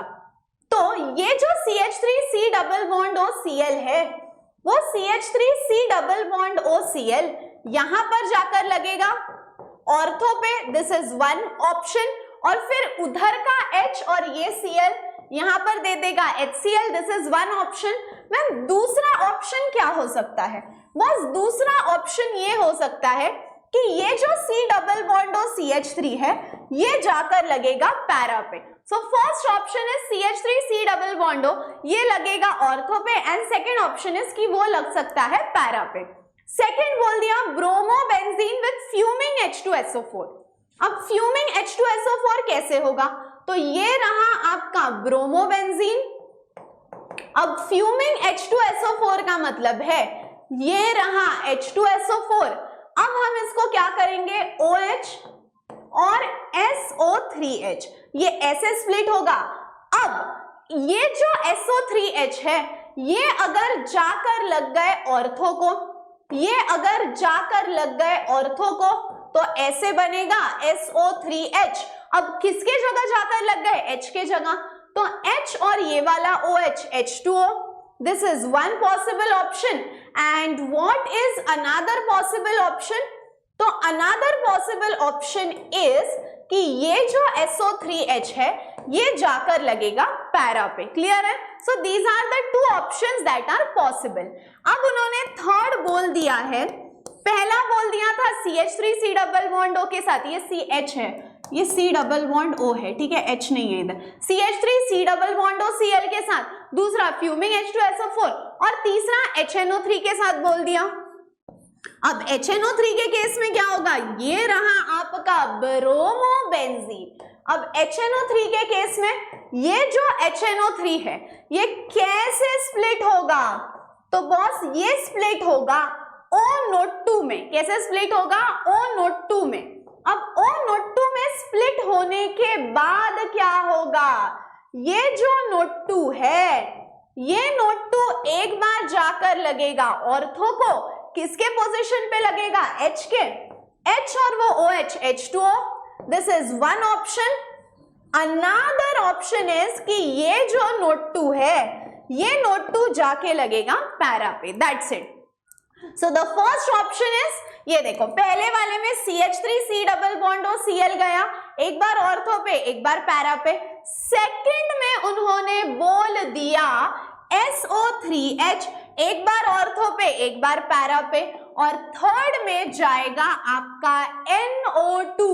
HNO3 कैसे स्प्लिट होगा? O नोट 2 में। डन। नेक्स्ट, अब हम आते हैं लॉन्ग आंसर्स के पास, यानी 4 mark. So we did MCQ, we did 1 mark, we did 2 mark, we did 3 mark. Now we are moving on to 4 mark question. देखो पहला question, write the equation for preparation of ethyl chloride from hydrogen halide. अब ethyl chloride बनाना है, हाँ, तो ethyl मतलब C2H5। मैं सारे रिएक्शन ना नई स्लाइड पे करती हूँ। इथाइल क्लोराइड, अब देखो फ्रॉम हाइड्रोजन हैलाइड, तो इधर ले लो अल्कोहल, ठीक है, इधर ले लो अल्कोहल। अब इसके साथ हाइड्रोजन हैलाइड यानी ले लो HCl। What do you think will happen? HCl लेते ही ये वाला OH और ये वाला H, ये वाला OH और ये वाला H मिलकर देगा H2O। अब उस OH के जगह जाकर लग गया Cl, बन गया इथाइल क्लोराइड। तो ये रहा पहला ऑप्शन, पहला ऑप्शन यानी सॉरी पहला सोल्यूशन। सो इथेनॉल प्लस हाइड्रोजन हैलाइड बोल दिया हमने, क्या किया? OH और H को बाहर निकाल दिया, H2O बन गया, H2O बन गया, और इथेनॉल के जगह क्या लग गया? Cl। ये पहला हो गया। दूसरा उन्होंने बोला इथीन से। अब हम इथीन से कैसे बनाएंगे? सो सिंपल है, इथीन से बनाने के लिए भी आपको लेना पड़ेगा HCl। कुछ नहीं होगा, डबल बॉन्ड का हो जाएगा सिंगल बॉन्ड, एक H इधर और ये Cl इधर। समझ में आया बॉस? और फिर तीसरा वाला बोल दिया फ्रॉम थायोनिल क्लोराइड, तो अब इधर भी आपको अल्कोहल लेना है। अब बॉस थायोनिल क्लोराइड होता है SOCl2, थायोनिल क्लोराइड होता है SOCl2। आपको कुछ नहीं करना है, आंखें बंद करो, अब उस OH के जगह लगा दो Cl। अब OH के जगह Cl लगा दिया, अब क्या होगा? उधर का H और ये वाला Cl, HCl, उधर का H, ये देखो OH के जगह Cl लग गया। अब दो Cl में से एक Cl चला गया, कितना Cl बचा है? एक ही, एक H और Cl, HCl, और फिर SO और उधर का एक O, SO2। समझ में आया क्या हुआ? ये OH के जगह एक Cl लग गया। अब दो Cl में से एक Cl तो चला गया, एक ही बचा है, तो यहाँ पे रह गया H और फिर उसके जगह SO और इधर का एक O, SO2। अब उन्होंने सिर्फ रिएक्शन करने नहीं बोला था, उन्होंने एक और चीज पूछी थी। गेस करो क्या चीज पूछी थी? उन्होंने बोला था कि ये तीन मेथड में से कौन सा मेथड बेस्ट है अल्काइल क्लोराइड के लिए? तो बस एक चीज याद रखो, इन तीन मेथड में से सबसे बेस्ट है तीसरा मेथड। क्यों सबसे बेस्ट है तीसरा मेथड? क्योंकि तीसरे मेथड यानी SOCl2 में जो दो बाय प्रोडक्ट्स बनते हैं वो गैस फेज बनके इवेपोरेट हो जाते हैं, इसीलिए मेन प्रोडक्ट को एक्सट्रैक्ट करने में ज्यादा मेहनत नहीं लगती। So in the third one it is very easy to form। क्यों? क्योंकि बाकी दो गैस फेज में होने की वजह से you do not require more effort to remove it। अब इसको हम कैसे लिखेंगे देखो, नोट from thionyl chloride या thionyl chloride is the best method, thionyl chloride is the best method to prepare, thionyl chloride is the best method to prepare ethyl chloride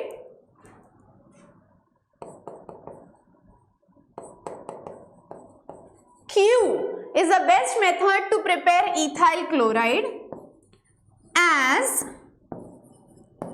the byproducts are in gaseous phase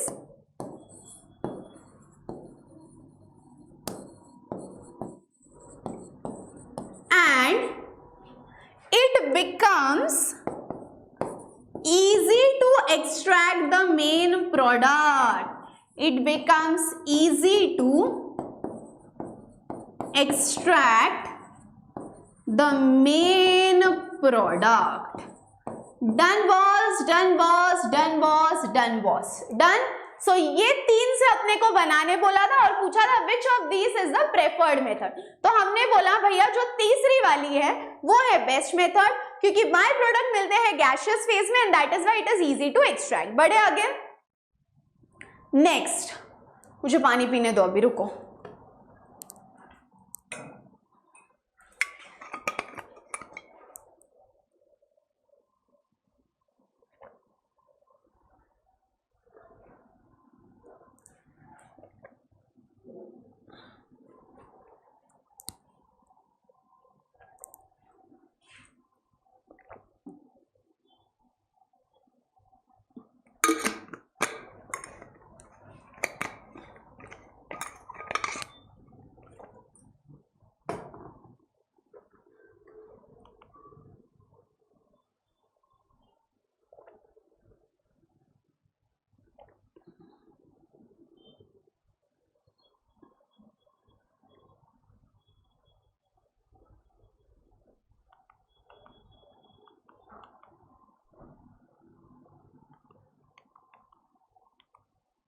okay, अब question है what is dehydrohalogenation, state the rule for formation of preferred product, और इन दोनों में preferred product कौन सा है। तो बेसिकली 4 मार्क का क्वेश्चन है। व्हाट इज डिहाइड्रोहैलोजिनेशन, तो पहले हम उसका आंसर करेंगे। डिहाइड्रोहैलोजिनेशन का मतलब क्या है, तो ध्यान से सुनो। इन डिहाइड्रोहैलोजिनेशन, dehydrohalogenation, what word itself tells you a lot। what do you mean by dehydro? D का मतलब है रिमूवल, हाइड्रो का मतलब है हाइड्रोजन, हैलोजन का मतलब है हैलोजन। इन डिहाइड्रोहैलोजिनेशन रिएक्शन क्या होता है, hydrogen and halogen are remove. D का मतलब है, मैंने बोला ना रिमूवल, हाइड्रो का मतलब है हाइड्रोजन, हैलो का मतलब है halogen. In dehydrohalogenation reaction hydrogen and halogen are removed in the presence of, किसके प्रेजेंस में, क्या यूज करके, in the presence of alcoholic KOH। ठीक है, in dehydrohalogenation hydrogen and halogen को हम रिमूव करते हैं। डी का मतलब है रिमूवल, हाइड्रो का मतलब है हाइड्रोजन, हैलो का मतलब है halogen, are removed in the presence of alcoholic KOH। अब कौन सा रूल ये समझाता है। तो बस ये डिहाइड्रोहैलोजिनेशन का एक रूल है जिसको हम बोलते हैं सेडजेफ rule. State the rule formation of preferred product. अब ये डिहाइड्रोहैलोजिनेशन में क्या होता है ना, दो प्रोडक्ट बनते हैं, एक होता है मेजर, एक होता है माइनर। अब ये रूल आपको किसने दिया, स्टेट द रूल। तो ये रूल दिया एक साइंटिस्ट ने जिसका नाम है सेडजेफ। और सेडजेफ ने क्या बताया कि जब दो प्रोडक्ट मिलते हैं तो एक होता है मेजर, एक होता है माइनर। अब मेजर कौन होगा, तो जिसमें ज्यादा अल्काइल ग्रुप होंगे वो होगा मेजर, जिसमें कम अल्काइल ग्रुप होंगे वो होगा माइनर। सो ये रूल हमको किसने बताया, सेडजेफ रूल। कौन सा रूल, सेडजेफ रूल। उन्होंने बोला ना स्टेट द रूल, तो सेडजेफ रूल। अब सेडजेफ रूल ने क्या बताया बोलो, सेडजेफ रूल ने बताया क्या बताया, क्या सेडजेफ रूल ने, इन डिहाइड्रोहैलोजिनेशन रिएक्शन। होता क्या है इस रिएक्शन में, in dehydrohalogenation reaction two products are formed. कितने प्रोडक्ट्स बनते हैं, दो प्रोडक्ट बनते हैं। टू प्रोडक्ट्स आर फॉर्म्ड, दो प्रोडक्ट बन सकते हैं, टू प्रोडक्ट्स आर फॉर्म्ड। और मेजर कौन सा होगा, यानी प्रेफर, हम किसको प्रेफर करेंगे, द प्रेफर्ड प्रोडक्ट। हम किसको ज्यादा भाव देंगे, तो किसको देंगे, the preferred product is the one which has more number of alkyl groups. The preferred product is the one which has more number of alkyl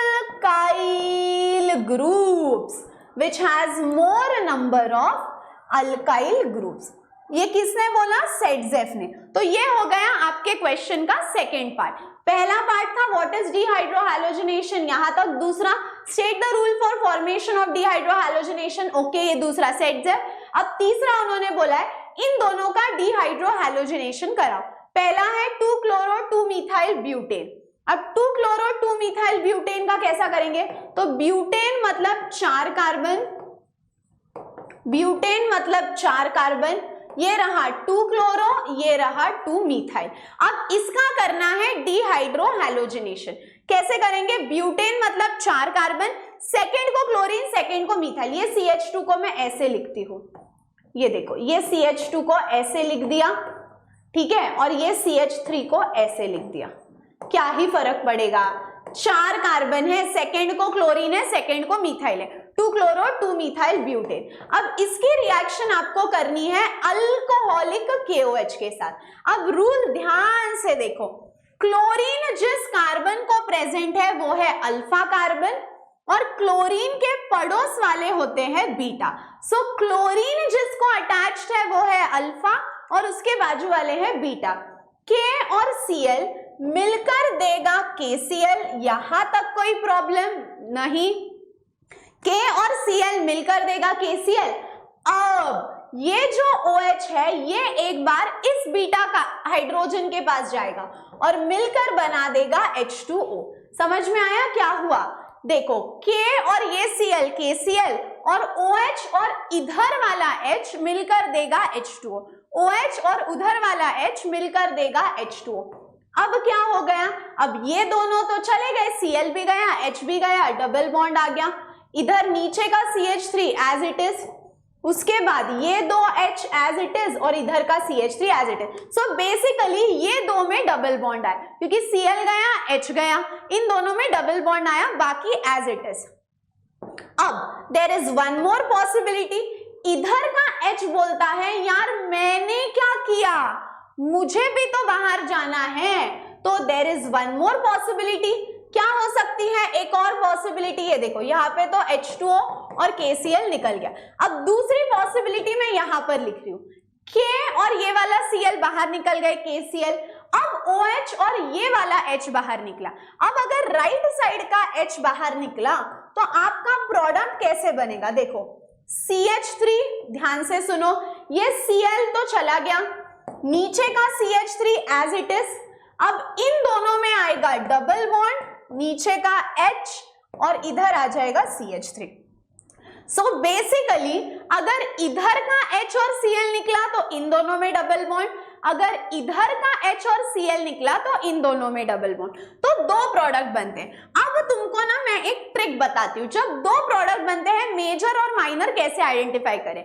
जब डबल बॉन्ड चेन के बीचों बीच आएगा that is your major product, और जब ये double bond एक कोने में आ जाएगा that is your minor product. समझ में आया? सो H और Cl ये वाला निकला तो इधर डबल बॉन्ड, H और Cl इधर वाला निकला तो इधर डबल बॉन्ड। जब डबल बॉन्ड चेन के बीच में आएगा दैट इज मेजर, कोने में आएगा दैट इज माइनर। ओके, तो अब ये वाला भी कर दिया, 2-chloro-2-methyl-butane। Next 3-bromo 2,2,3 trimethyl pentane. 3-bromo तो बड़ा क्वेश्चन है, 3-bromo पेंटेन बोला था, ये याद है मेरे को, 1 2 3 4 5 1 2 3 4 5 3-bromo, उसके बाद 2,2 और 3, 2,2 और ये 3, ये देखो 1 2 3 3-bromo, फिर 2,2, फिर ये 3 ट्राइमिथाइल और 5 कार्बन है, ये रहा पेंटेन। यार बहुत ही इंटरेस्टिंग क्वेश्चन है, बहुत ही इंटरेस्टिंग क्वेश्चन है। क्या लगता है क्या होगा? 2, ये देखो थर्ड को ब्रोमीन आ गया, 3-bromo, फिर 2 और 2 को मिथाइल आया और एक 3 को आया। अब in this case what will you do? अब ध्यान से देखो, कैन यू टेल मी इसमें अल्फा कार्बन कौन सा है और इसमें बीटा कार्बन कौन सा है? Can you tell me that? चलो बोलो बोलो बोलो, क्या होगा? अब देखो, पहले तो तुम लोग यार अल्फा और बीटा आइडेंटिफाई करो, पहले तो क्या आइडेंटिफाई कर लो, अल्फा और बीटा। और मुझे इस माइक के माया जाल से निकलने तो, रुको, गेटिंग स्टक, एक सेकेंड रुको। हाँ ठीक है, अब देखो क्या करो, देखो अब देखो, ब्रोमीन जिसको अटैच्ड है वो हुआ अल्फा और अल्फा का पड़ोसी हुआ बीटा। तो पहले तो हम एक स्टेप कर लेंगे, पहले तो हम क्या कर लेंगे, एक स्टेप कर लेंगे, और वो एक स्टेप पहले हम क्या कर लेंगे, K और Br बाहर निकाल देंगे, KBr, और उसके बाद OH और इधर वाला H निकाल देंगे, ये हुआ H2O। OH और इधर वाला H निकाल देंगे, H2O। अब देखो अब कैसा बनेगा, CH3 फिर CH, अब इधर आया डबल बॉन्ड, अब ऊपर है CH3, इधर के दो CH3 एज इट इज और इधर का CH3 एज इट इज। ठीक है, समझ में आया सबको इधर तक? यस और नो, यस और नो, यस और नो, यस और नो, यस और नो, यस और नो। चल बड़े हम आगे, still stuck in the chair. ठीक है, अब ये हो गया आपका पहला वाला कि मैंने क्या किया बताओ पहले वाले में। Yes yes yes, what did I do in the first one? जल्दी बोलो, what did I do in the first one? Yes, OH और ये वाला H बाहर निकाल दिया, इधर आ गया डबल बॉन्ड। क्लियर है? Do you want me to explain it again? ये देखो, ये देखो, ध्यान से देखो, फिर से एक्सप्लेन कर रही हूं, कुछ भी नहीं है, बहुत सिंपल है। K और Br, KBr निकल गया बाहर, OH और ये वाला H निकाल दो, KBr बाहर निकल गया, OH और ये वाला H, H2O। अब क्या क्या बचा है, CH3C, ऊपर का H एज इट इज, नीचे का तो चला गया डबल बॉन्ड, यस और नो, और इधर से Br भी चला गया, KBr, ऊपर बचा है CH3C, फिर इधर भी CH3, इधर भी CH3, इधर भी CH3। डन, ये हुआ पहला पॉसिबल।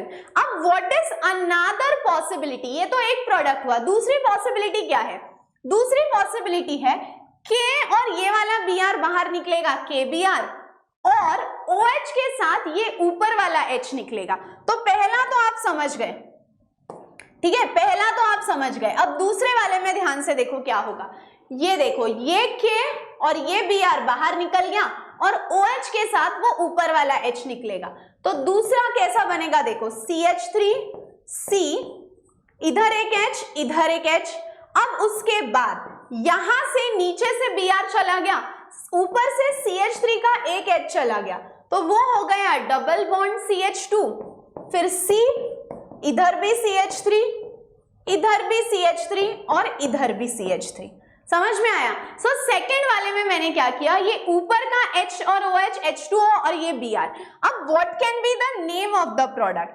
तो प्रोडक्ट का नेम देखो 1 2 3 4, इसका नाम होगा ब्यूटीन। इसका नाम क्या हो सकता है? ब्यूटीन। यस और नो?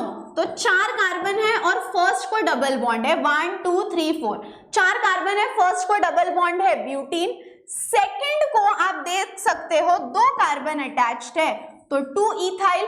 सेकंड को 2 कार्बन अटैच्ड है, 2 इथाइल, और थर्ड को 2 कार्बन अटैच्ड है, तो 3,3 डाइमिथाइल।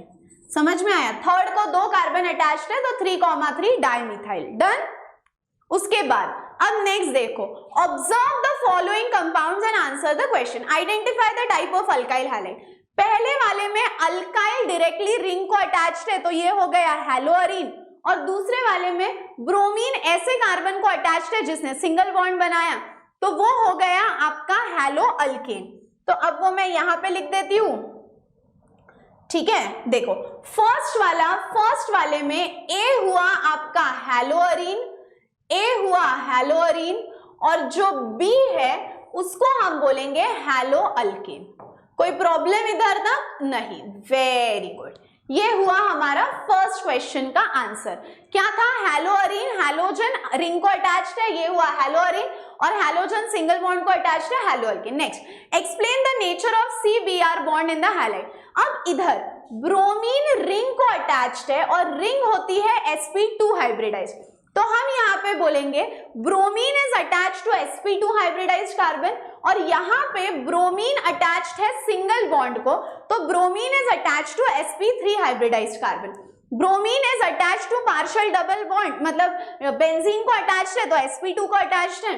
यहाँ पे ब्रोमीन सिंगल को अटैच्ड है यानी sp3 को अटैच्ड है, ये पहला चीज। दूसरा चीज, यहां तक समझ में आया? हम पहले सिर्फ इतना लिखेंगे। चलो, फर्स्ट का हो गया, अब हम लिखेंगे सेकंड का answer. Second in this structure, यानी in bromobenzene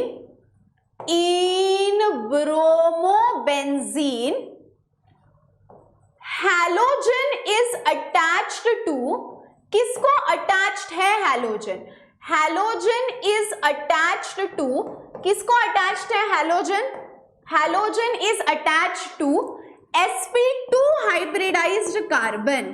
halogen is attached to sp2 hybridized carbon, ठीक है। Halogen is attached to sp2 hybridized carbon and in bromoethane halogen is attached to sp3 hybridized carbon. Halogen is attached to sp3 hybridized carbon. यहां तक सबको clear है? yes or no, yes or no, yes or no? चलो done. Okay, very good. So first वाला clear है, second वाला भी clear है। फर्स्ट वाले को हम बोलेंगे हैलोअरीन, सेकंड को बोलेंगे हैलो अल्केन, फिर इधर halogen is attached to sp2, उधर halogen is attached to sp3। Third question, which of these compounds will undergo aqueous hydrolysis readily? Write the reaction in support of your answer. अब वो बोल रहे हैं कि इन दोनों में से कौन से रिएक्शन में Br को OH से रिप्लेस करना इजी है? अल्कलाइन हाइड्रोलिसिस का मतलब है कौन से रिएक्शन में Br को OH से रिप्लेस करना इजी है। तो बॉस अब अगर आप इन दोनों को कंपेयर करो, मैंने ये आपको समझाया था, थर्ड वाला मैं इधर लिखती हूं, अगर आप इन दोनों को कंपेयर करो, मतलब आप अगर ब्रोमोबेंजीन को इथाइल ब्रोमाइड से कंपेयर करो तो इधर Br को रिप्लेस करना डिफिकल्ट होगा। क्यों डिफिकल्ट होगा Br को रिप्लेस करना? क्योंकि ब्रोमीन इलेक्ट्रॉन डोनेटिंग है, ब्रोमीन इलेक्ट्रॉन डोनेटिंग होने की वजह से इधर आ जाता है पार्शियल डबल बॉन्ड। अब उस पार्शियल डबल बॉन्ड की वजह से वो बॉन्ड बन जाता है स्ट्रॉन्ग, और स्ट्रॉन्ग होने की वजह से उसको रिप्लेस करना डिफिकल्ट है। तो हम इसके आंसर में क्या लिखेंगे? To support our answer we also have to write a reaction, right? तो हम यहाँ पे देखो क्या लिखेंगे, इट इज या तो इथाइल ब्रोमाइड, इथाइल ब्रोमाइड, ठीक है। इथाइल ब्रोमाइड क्या करता है?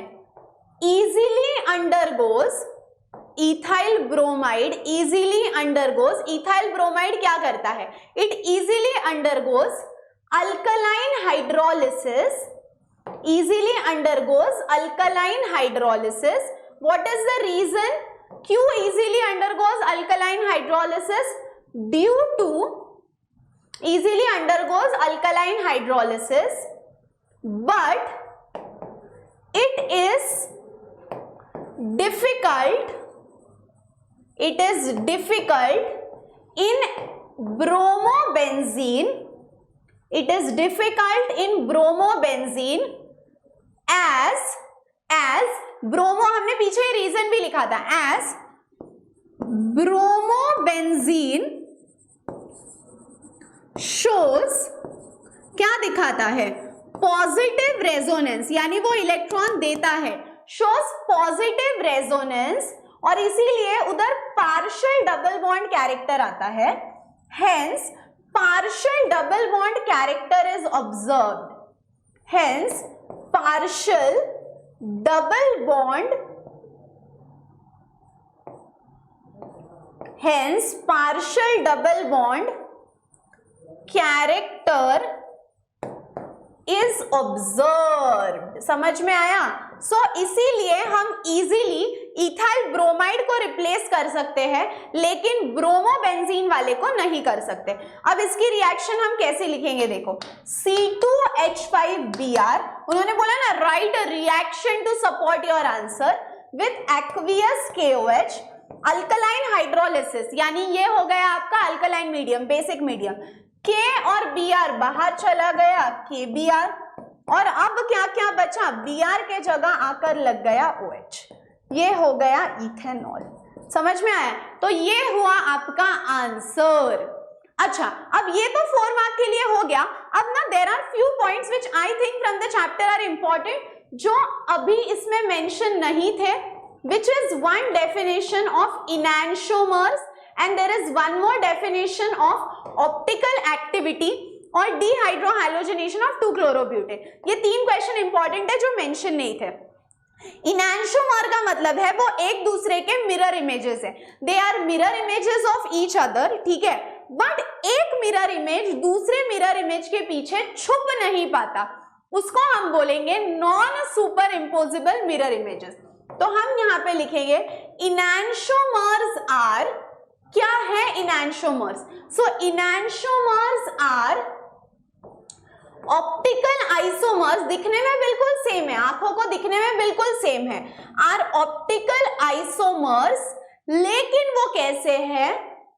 But they are non superimposable, but they are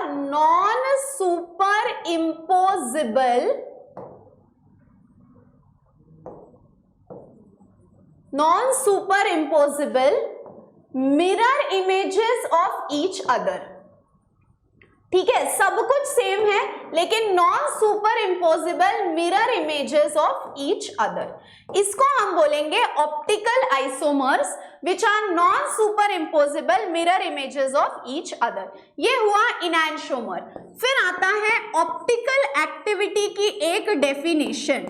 अब ऑप्टिकल एक्टिविटी हम किसको बोल सकते हैं? Whom can you call as optical activity? तो बस ऑप्टिकल एक्टिविटी का मतलब है कि आपने एक सीधी लाइट ले ली, प्लेन पोलराइज लाइट। अब उस लाइट को अगर आपने सॉल्यूशन में पास कर दिया तो वो लाइट या तो डेक्स्ट्रो में घूमेगी या लीवो में। उस एक्टिविटी को हम बोलेंगे optical activity.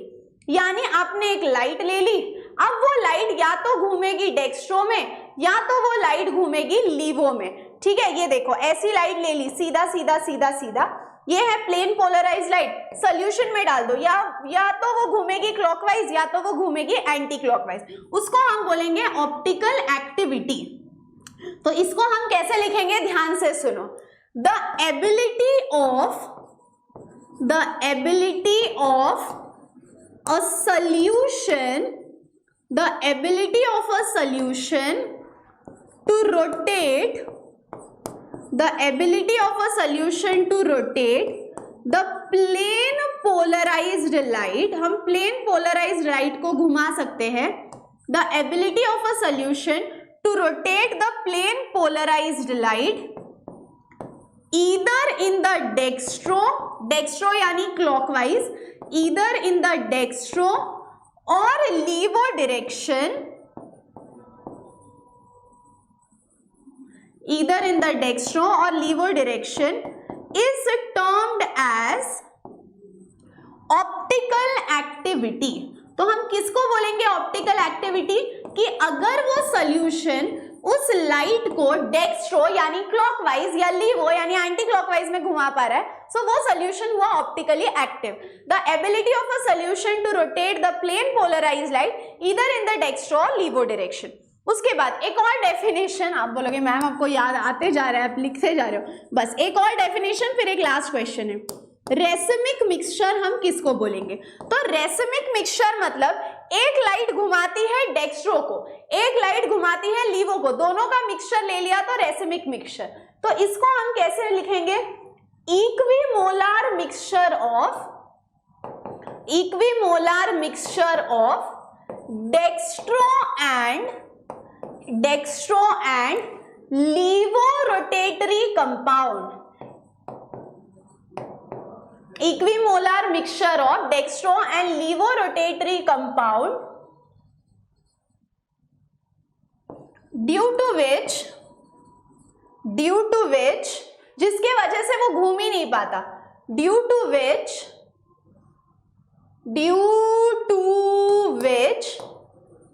they cancel out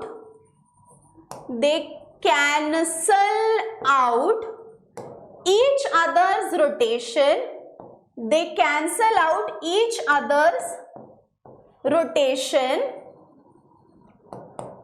and light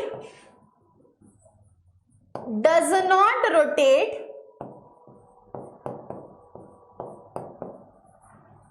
and remains as